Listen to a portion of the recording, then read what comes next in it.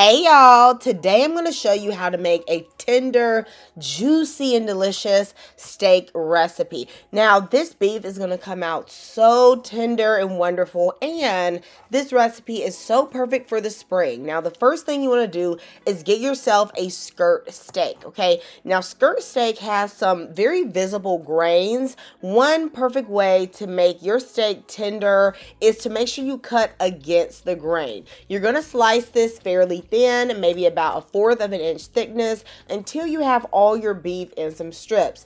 I'm using about 1.5 pounds of skirt steak today. Now the next thing that's going to make this really tender and juicy is the way we marinate it. The perfect marinade has spices and herbs, a fat, as well as some acid. That acid really goes down in there and breaks down that meat. For this steak, I'm going to be using some steak rub, olive oil, a bit extra pepper, some ginger. I froze my ginger so that it's going to be easier to grate. I'm going to put in about 1/2 inch of fresh ginger. And for my acid, I'm going to use the juice of 1 whole lime. Now, if your lime is kind of dry, you know, some of them limes, they be struggling out there. You want to use 2 limes, okay? Then I'm going to add some garlic, a little bit of soy sauce. I'm going to let this sit at room temperature for about 45 minutes so that that acid and the lime juice can get to work, okay?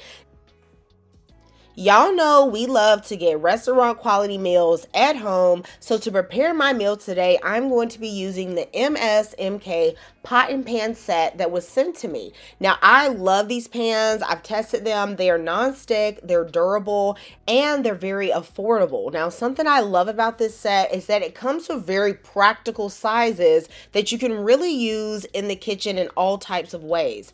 I am going to demonstrate the non-stick features with the egg pan. I love having a little egg pan on hand just in the mornings when I like to make my scrambled eggs and omelets. It's so convenient. I'm going to add a tiny amount of oil to the pan, and then I'm going to just let this warm up.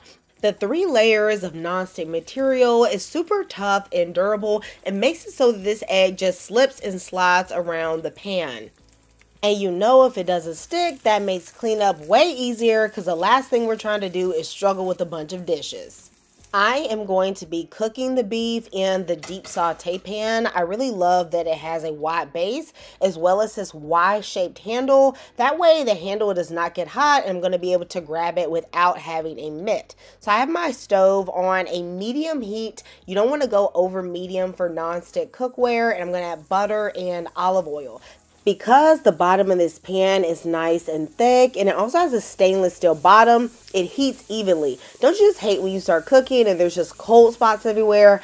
I find that I don't have that problem with this pan. So my steak has been cooking for about 2 or 3 minutes. I haven't moved it, and then I'm going to start flipping it with a chopstick so that I don't scratch up the bottom. To this batch of steak, I'm going to add a touch of browning because I want that brown color. But I'm going to show you what I do in my next batch so that I get the color without having to add the browning. Once I add that browning, I'm going to saute this for about 2 more minutes, and then I'm going to take the steak out of the pan. It's nice, brown, juicy, tender, and delicious. Now, I am going to be doing a couple different things with this steak, so make sure you watch to the end of the video so you can see how I use this. And no, we are not serving this with rice, honey. I'm going to show you a delicious, light way to serve this that's perfect for the spring. With my other steak, I'm going to add a pinch of cornstarch. I meant to add that to all of them. It's going to absorb any excess liquid and help you get a browner color naturally. So I'm going to add this to my MSMK skillet, and I'm going to cook this until it's nice and brown. Something else I love about this pan is that not only can you cook it on the stovetop, you can actually put it in the oven up to 700 degrees, and you're going to get even cooking. If you are interested in this cookware, make sure you check out the link in the description box. So this is where it's going to get interesting, and we're going to up those flavors. Guys, we're going to make a delicious peanut sauce. Now, honey, you need to get you some natural, okay? Not no Peter Pan, baby. You're going to just need peanuts and maybe some salt in the peanut butter only. All right, then you're going to add some soy sauce, some honey, some lime juice. Put in a clove of garlic, and if you like it a little spicy, put in some crushed red chili flakes, as well as a bit of white pepper. I'm also going to add in some ginger, that same frozen ginger. I'm going to grate that into here, and I know you see it seized up. That's pretty common with peanut butter, especially natural peanut butter. Add boiling water until it thins out.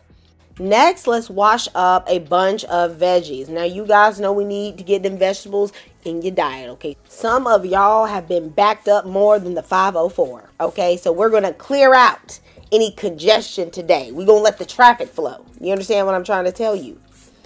I'm going to start out first by peeling my carrot. This is a nice juicy carrot that actually one of my friends gave me. It's so sweet. Y'all, I love those natural, really thick carrots. I just feel like they taste different than the typical ones you get in the bag. Once I have thinly cut my cabbage, I'm cutting this as thin as possible. I am going to add it in with the carrots. I'm going to be making a cilantro lime slaw. So put that green onion in there, that cilantro, a little bit of apple cider vinegar, the juice of 1 or 2 limes, as well as a bit of olive oil and a touch of sugar. It's not going to make it sweet, but this sweet, sour, salty combination is honestly addicting.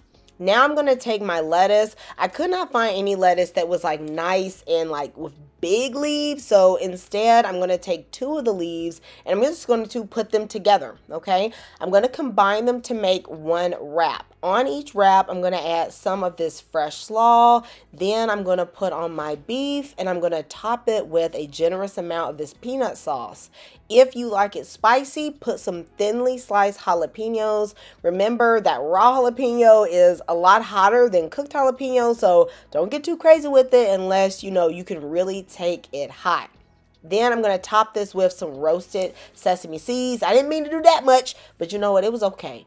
Y'all, I love this. I gobble this on up. Let me know if you would try this. I think this is the perfect way to eat beef for the spring. Goodbye and God bless.